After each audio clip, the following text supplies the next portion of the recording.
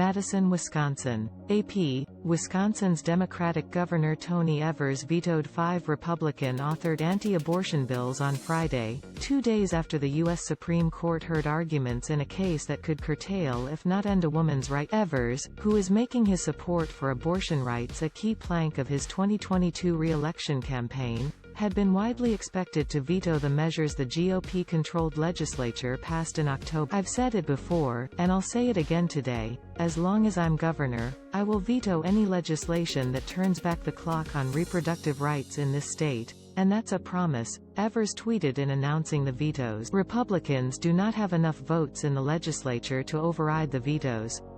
Republican legislative leaders did not immediately return messages seeking comment. One bill, which Evers also vetoed in 2019, would impose criminal penalties on doctors who fail to give medical care in the extremely rare circumstance in which a baby is born alive following an abortion attempt.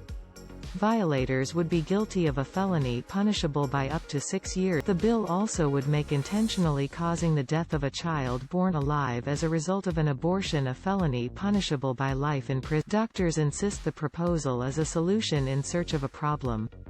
They and other opponents say babies are almost never born alive during failed abortion attempts, and in the rare instances in which they are, doctors are already ethically and legally bound to try and keep them alive. The bill's supporters say the measure would remove any gray areas in the law. A second bill Evers vetoed would require doctors to provide the parents of fetuses and embryos that test positive for a congenital condition information about the condition. A third proposal he vetoed would prohibit abortions based on a fetus' sex, race or national origin. Evers also vetoed that killing an unborn baby because of their sex, race or disability is not healthcare, said Republican Senator Julian Bradley in a statement. This is a radical, pro-discrimination veto from Governor Evers.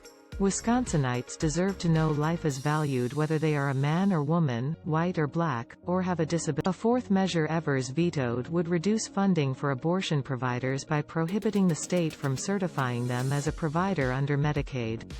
There would be exceptions in cases of sexual assault or incest or if the woman's life. The fifth bill he vetoed would require doctors to tell any woman seeking a medication-induced abortion that she could change her mind after ingesting the first dose and continue the pregnancy. The claim that a medicine-induced abortion can be reversed has been criticized by the American College of Obstetricians and Gynecologists and the American Medical Association as not based in science and potentially threatening to the patient's life.